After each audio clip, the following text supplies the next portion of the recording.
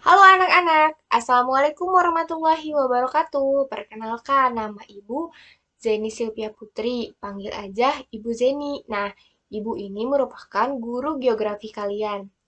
Pernah perhatiin gak sih bahwa di bumi ini tuh banyak banget fenomena seperti fenomena kebakaran hutan, salju, pelangi, pemukiman penduduk yang beda-beda bentuknya, kemudian rumah-rumah penduduk yang beda-beda juga bentuknya. Nah, itu tuh ada nggak sih ilmu yang membahas tentang semua itu? Daripada penasaran, yuk kita cari tahu.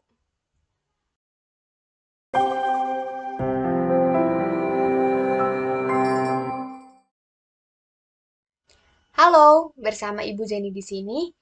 Pada video kali ini, Ibu akan menjelaskan tentang ruang lingkup geografi, aspek geografi, dan objek studi geografi. Nah, sebelum menjelaskan lebih jauh, Ibu mau tanya nih sama kalian. Manusia dan alam di bumi ini tuh saling mempengaruhi nggak sih? Nah, ya dong, jawabannya pasti saling mempengaruhi. Karena pengetahuan tentang bumi dimiliki manusia itu sejak bumi ini tuh ada loh. Nah, sebab sejak lahir sampai akhir hayatnya, manusia itu tidak dapat melepaskan diri dari pengaruh alam dan lingkungannya. Jadi manusia itu membutuhkan berbagai unsur yang ada di alam, mulai dari air untuk kita minum, udara yang bersih untuk kita bernapas, bahkan sumber makanan atau tempat tinggal biar kita terhindar atau terlindungi dari cuaca yang sangat ekstrim. Nah, semuanya diperoleh manusia itu dari alam di bumi ini. Seiring dengan bertambahnya jumlah manusia, maka tuntutan untuk memenuhi berbagai kebutuhan hidup itu diperolehnya tuh semakin sulit. Jadi, maka muncullah ilmu pengetahuan tentang bagaimana kita melihat suatu fenomena, bagaimana kita bertindak kepada alam. Nah, begitu pula hasrat ingin tahu kita tentang benda dan gejala yang ada di bumi ini. Misalkan, kok ada yang terang-terang di langit tuh? Oh, itu ternyata bintang gitu. Terus mereka itu melakukan terdorong untuk melakukan perjalanan ke daerah lain karena pada saat itu ketika manusia pada zaman dahulu itu habis makanan gitu. Jadi misalkan nih manusia purba atau manusia pada zaman dahulu itu sebelum ditemukannya ini nih geografi, nah, sebelum ini pada sejarah geografi, manusia itu tuh dari wilayah A ke B itu melakukan perjalanan karena mereka tuh kehabisan makanan. Jadi di saya nih habis daun-daun singkong. Nah, kita cari yuk ke wilayah lain. Oh, ternyata di wilayah lain tuh ada fenomena yang berbeda, ada jenis tanaman yang berbeda. Nah, maka dari itu mendorong mereka untuk melakukan perjalanan ke daerah lain karena sudah tidak adanya tumbuhan dan hewan yang memang untuk memenuhi kebutuhan mereka gitu. Nah, seiring dengan berkembangnya sistem pengetahuan mendorong manusia untuk mengenal alam dan lingkungannya lebih jauh lagi misalnya perdagangan antar daerah untuk mendorong manusia untuk mengenal daerah di luarnya. Nah, hasil kunjungan tersebut, mereka dapat mengetahui kondisi alamnya, kondisi penduduknya gimana, kondisi alamnya gimana, dia tuh dataran tinggi atau dataran rendah, dan hal-hal lain yang mereka ketahui dari perjalanan tersebut. Nah, berbagai hasil perjalanan tersebut kemudian diberitakan nih kepada orang lain, sehingga orang lain akan tertarik untuk mengunjunginya. Nah, inilah awalnya lahirnya studi geografi. Jadi, studi geografi itu lahirnya itu dari kisah perjalanan umat manusia dari keterbatasan wilayah satu atau kekurangan sumber makanan atau sumber pangan di wilayah satu pergi ke wilayah yang lainnya. Selama sejarah perkembangan geografi, telah banyak ahli yang mengemukakan definisi dari geografi sendiri. Contohnya, yang pertama, ada Eratosthenes. Eratosthenes ini mendefinisikan geografi sebagai penulisan tentang bumi. Jadi, definisi geografi menurut Eratosthenes ini terdiri dari bahasa Yunani. Jadi dua kata Yunani, yaitu geo yang berarti bumi dan graphein yang artinya penulisan atau uraian. Jadi geografi itu merupakan penulisan tentang bumi atau gambaran tentang bumi menurut Eratosthenes. Nah, ternyata Eratosthenes ini merupakan bapak geografi loh. Nah, selanjutnya yang paling terkenal, yang paling sering dibahas yaitu pengertian menurut seminar dan lokakarya peningkatan kualitas pengajaran geografi atau seminar lokakarya aja ya. Nah, di situ menjelaskan bahwa geografi itu merupakan ilmu yang mempelajari persamaan dan perbedaan fenomena geosfer dengan sudut pandang kelingkungan atau kewilayahan dalam konteks keruangan. Jadi, ada menurut Eratosthenes yang tadi ya, bumi, geo yang artinya bumi, dan grafin yang berarti uraian atau tulisan, yang merupakan bapak geografi juga. Nah, yang kedua, ada seminar lokakarya. Nah, itu tuh masih banyak lagi pengertian menurut eh, ahli yang lain, tetapi Ibu menjelaskan di sini hanya dua. Nah, selanjutnya kita akan membahas mengenai objek geografi. Nah, objek geografi itu dibagi menjadi dua. Yang pertama, objek material geografi dan objek formal geografi. Nah, objek material geografi ini berkaitan dengan substansi materi yang akan dikaji. Objek material geografi ini terdiri dari beberapa, yaitu satu, litosfer, kedua, atmosfer, ketiga, hidrosfer, keempat, biosfer, dan kelima, antroposfer. Jadi ada 5 objek material geografi. Yang pertama, litosfer. Litosfer itu litos yang artinya batuan yang membentuk bentang alam seperti pegunungan, plato, dan lain sebagainya. Jadi litos yang artinya batuan dan sper atau spaira yang artinya lapisan. Jadi litosfer itu lapisan batuan. Nah, kemudian ada atmosfer. Atmos itu udara atau uap air dan spaira yang artinya lapisan. Jadi lapisan udara yang menyelimuti bumi yang ada di atas bumi yang membentuk iklim dan cuaca. Dan yang ketiga itu ada hidrosfer. Hidros artinya apa coba? Hidro itu air ya.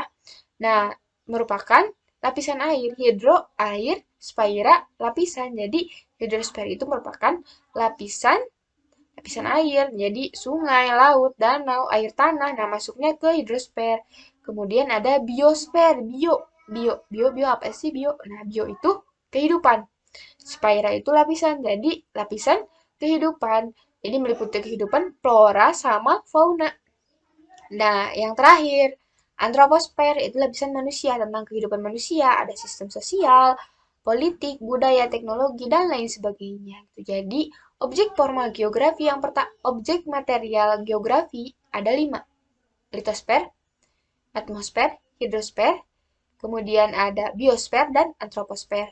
Diingat-ingat, kemudian ada objek formal geografi. Nah, objek formal geografi ini merupakan cara pandang atau pendekatan yang dan berpikir terhadap gejala yang ada di permukaan bumi. Jadi, objek formal geografi ini tuh merupakan gimana sih geografi mandang fenomena yang di luar itu, fenomena iklim, cuaca, fenomena wabah penyakit seperti yang sekarang ini tuh gimana nih cara mandangnya? Nah, ini tuh masuknya objek formal geografi. Nah, objek formal geografi ini tuh ada keadaan berupa keadaan fisik maupun keadaan sosialnya. Jadi menurut Peter Heget, pendekatan tersebut adalah pendekatan keruangan, pendekatan ke lingkungan, dan pendekatan kompleks wilayah. Jadi ada 3, pendekatan ke lingkungan, kewilayahan, sama keruangan. Kita lanjut ke aspek geografi. Nah, aspek geografi dibagi menjadi 2. Ada aspek fisik dan aspek sosial. Nah, untuk fisik dibagi lagi menjadi topologi, abiotik, dan biotik. Untuk aspek sosial, sosial sendiri, terus ekonomi, budaya. Nah, kalau topologi ini berkaitan dengan permukaan bumi.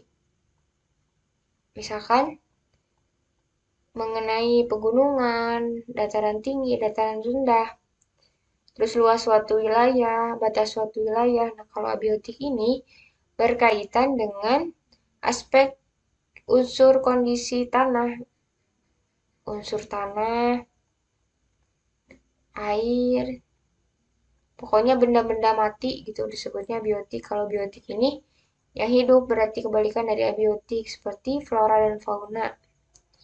Flora dan fauna. Terus kalau sosial itu aspek yang berkaitan dengan unsur tradisi adat istiadat. Ini berarti tradisi.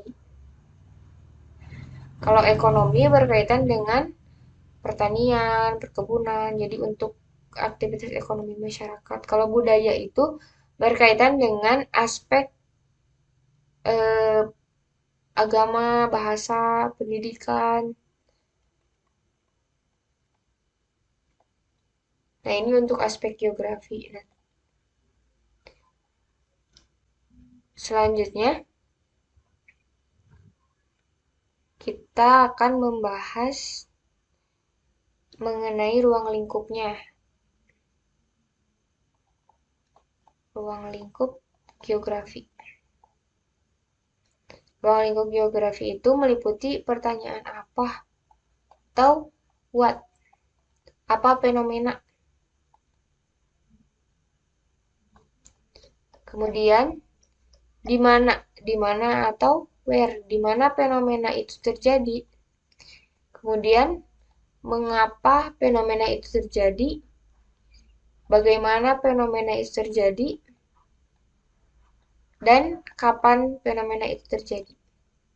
Di ruang lingkup geografi itu meliputi melihat suatu fenomena itu dari pertanyaan apa, di mana, mengapa, bagaimana, dan kapan. Tapi ciri khas dari geografi itu yaitu yang ini, di mana atau where. Jadi menandakan suatu daerah wilayah.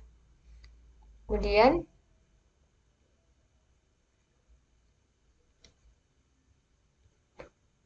ada juga yang menjelaskan bahwa ruang lingkup geografi itu dibagi menjadi fisik. Jadi ada geografi fisik, kemudian ada geografi sosialnya juga, dan ada geografi teknis.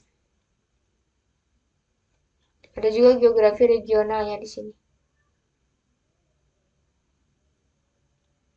Regional, jadi dibagi menjadi 4.